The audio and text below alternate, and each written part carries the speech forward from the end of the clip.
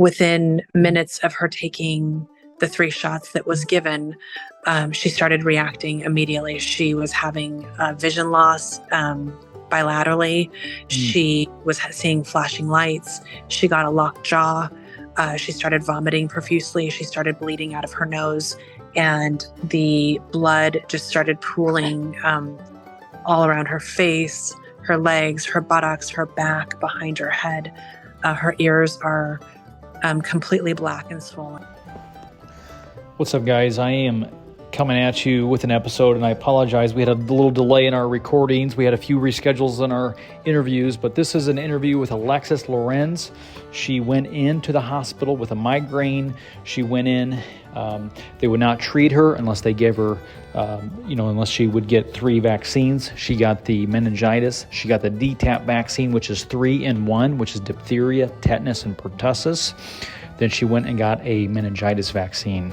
Within minutes of this vaccine, she started vomiting. Her skin turned purple. She had blood coming to the skin and basically inflaming the forehead, the side of the neck, her face, and her legs.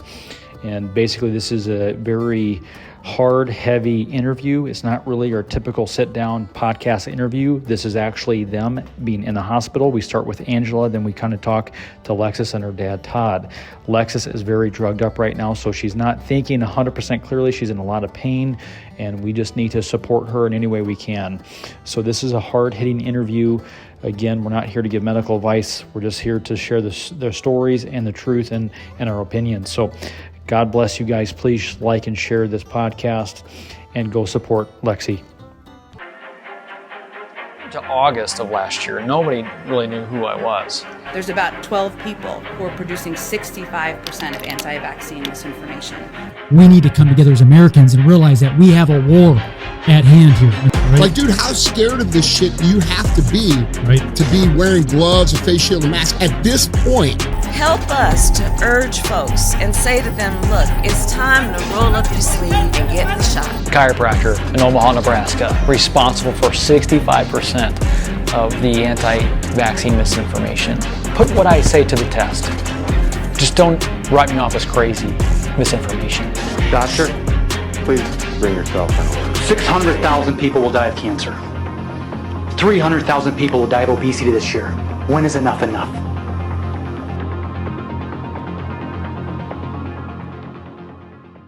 Angela, how are you?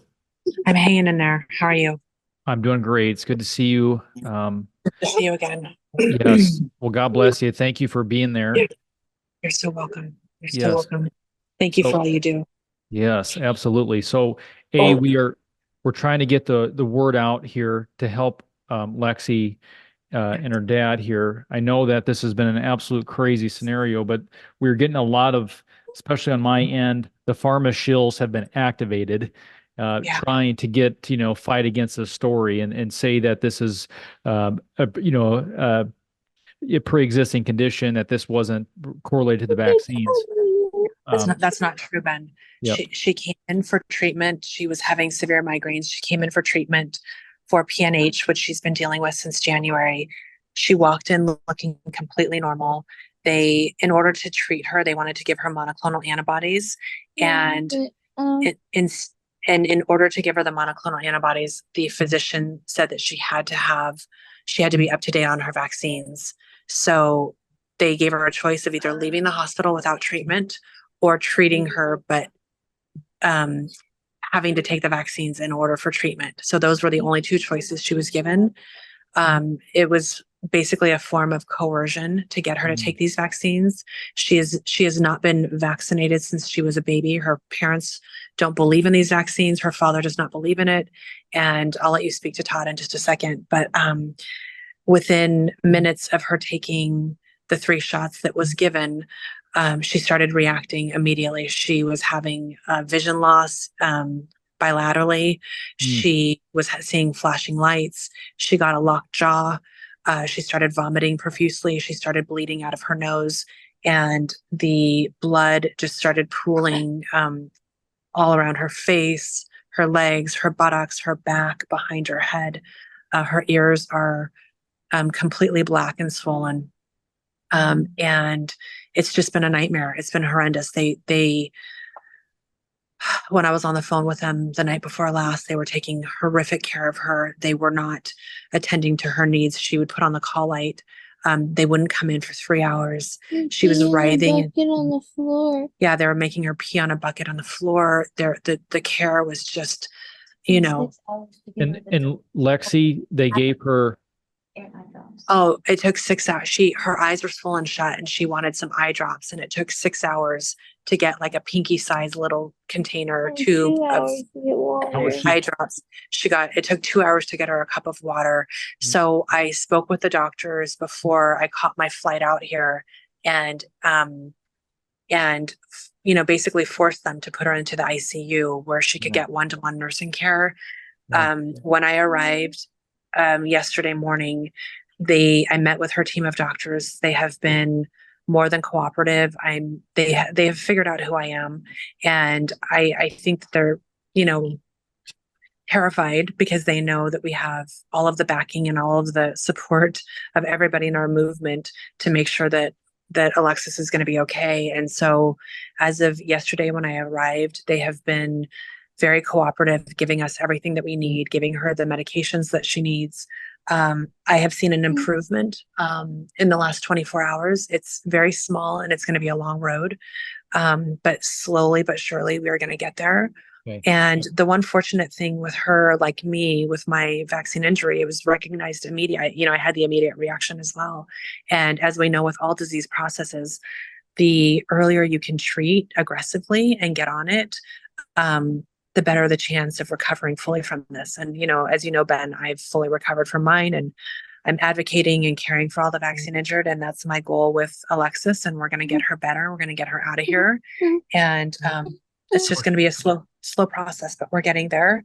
How's Alexis doing now? She's just the most sweet and loving, amazing human being. But yes, she is doing awful. And I will turn the phone around so that you can see her. Hi, Todd. Hello. Alexis, we're praying for you, hon.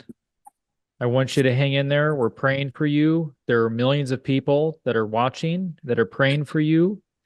And I just want you to have some encouragement. I know it's so hard, and I can't imagine what you're going through right now. But God says, He makes our burdens light. His yoke is easy. And I just want to let you know that we're praying for you. How are you feeling now? I was feeling slightly okay this morning. I was feeling okay this morning. Just a little bit. I was able to get up and use the restroom, and I really freaked out because I could move my arms again. So that was nice. But then when I went to go to the restroom, I stubbed my toe, and it made all the nerves come back. Her body is just hurting. All of her nerves are inflamed. Her inflammatory markers are elevated, as we know with vaccines. Her inflammatory markers are really, really high. She's still critical. We're not out of the woods, but I'm keeping a close eye on all of her labs as they come in. I'm double checking every single medication that they put in her body. They have been communicating with me, and we're just keeping a close eye, and I'm not going to let anything happen to her. Good. I'm glad you're there advocating for her. Is there any motor loss, any motor function that's been disrupted? No. What does he mean by that? Motor meaning that you can't like stand or walk or use your arms. No. Like weakness? I'm having a very hard time standing up and walking. Yes. It just hurts. Oh, I'm so sorry. Yes. Just to bring my hemoglobin up, and then they want to treat me like a guinea pig. And yesterday, one of the scientists admitted to treating me like a guinea pig because he's never seen this before. So I got really mad, and I was like, "How dare you? I'm not here because you guys don't care about one life compared to all the other people. You see 100,000 billion people a year. I know that, but you're still supposed to help everyone." They on the other unit, before I had her transferred up here, they They were laughing at her in the hallway. They would not answer her call light. She even at one point ripped off all of her EKG machines, thinking that because her leads were no longer on, it would be beeping at the nurse's station so that she could get some attention.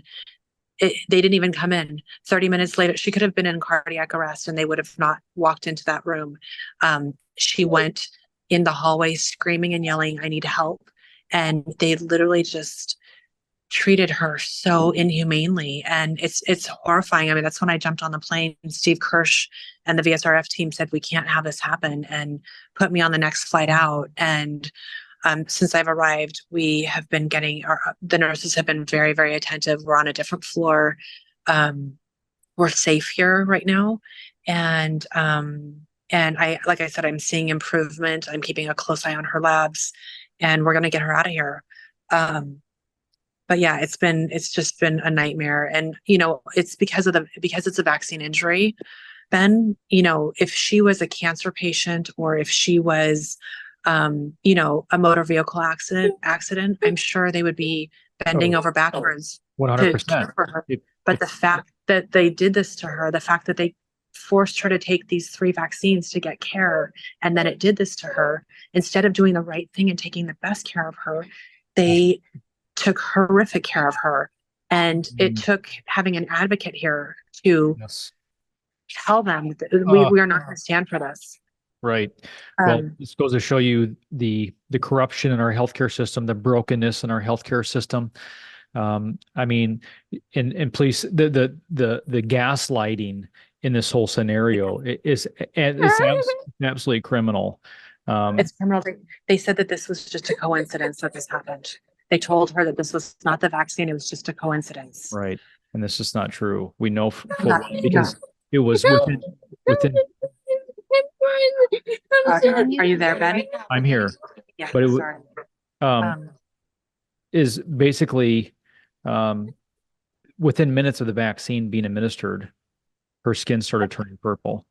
Purple, bleeding. She started bleeding out of her nose. She started vomiting. She got a locked jaw, and she lost her vision. She went blind. And it's just been downhill since then. Oh, We're right here with you, babe. Okay, I know. I'm helping you right here. Come on. Lexi. It's too fast. No. Ready? Slow. Nice and slow. Nice and slow. Nice and slow. Yes.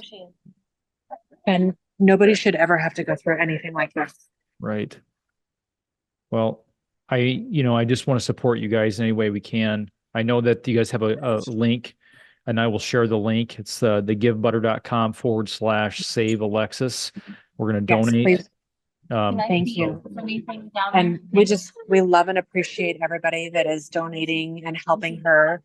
It's going to be a very long road, but what's getting us through this is just all the love and the support that we're getting. That's how we're getting through the days. So we thank you so much. We thank you so much, Ben, and we love you. And thanks, Ben. Appreciate you getting on top of this for us. Todd. Yes, absolutely. Jeremiah 17:14, heal me, Lord, and I'll be healed. Save me, and I'll be saved. For you are the one I praise. I just want to give some encouragement to you guys. And Lexi, I just want you to know we're praying for you, hun. I just want you to cast your worries onto the Lord. God hears our prayers. And lots of people are praying for you guys. I know this is not easy. This is not, this is not fun, but God is going to use this. He's going to use it for his good. And I just pray for healing. So, and if any way we can, if you're listening to this, I want you to share this. Please help donate. Consider donating. Share her story. Let me say something. Yes. Those who have God, who have Christ, don't need vaccines. Right. Just that simple. Right. Okay. And, that's the thing. These vaccines they do cause harm. Vaccine injury is real. This isn't, and this is something that needs to be talked about and really addressed in the medical community. I mean, and then they tried to lie about it too. I was told by the nurse who was told to give me the vaccine is that it's a meningitis shot. What's it called? Pneumonia? Pneumonia and the pox or something like that. And by high school or by the end of middle school, you started to smell weird. And I was like, why do I smell like that? I used to shower all the time. And then within a week, I started high school, and like 2 Okay, weeks before high school. she's not in high school. She's on medications that's making her say things, but she got the No, meningitis. I'm trying to make it known that I got the tetanus shot in middle school, so this can't be from the tetanus shot unless you're not supposed to mix them together. Okay, yeah, she got a tetanus shot in middle school. It's the only shot I allowed them to have. They are all three of my children are non-vaxxed from birth. Just that simple. And now she got 3 vaccines and this happens. That's ridiculous. It's right. I encourage you guys to get through the various you're doing a good job at documenting everything you can. Document as much as you can, and then I'd like you to fill out. I mean, obviously, get some legal counsel. Your phone's right here. Yes. Your phone's right here. Okay. Yeah. Well, I'm going to let you guys be. Just know we're going to be sharing your story. Please keep us posted and let us know how we can help. Yes, and please send me a link. Yes. All right. God bless now. God bless. Bye-bye. Bye-bye. To August of last year, nobody really knew who I was. There's about 12 people who are producing 65% of anti-vaccine misinformation. We need to come together as Americans and realize that we have a war at hand here. Right? Like, dude, how scared of this shit do you have to be to be wearing gloves, a face shield, a mask at this point? Help us to urge folks and say to them, look, it's time to roll up your sleeve and get the shot. Chiropractor in Omaha, Nebraska, responsible for 65% of the anti-vaccine misinformation. Put what I say to the test. Just don't write me off as crazy misinformation. Doctor, please bring yourself in order. 600,000 people will die of cancer. 300,000 people will die of obesity this year. When is enough enough?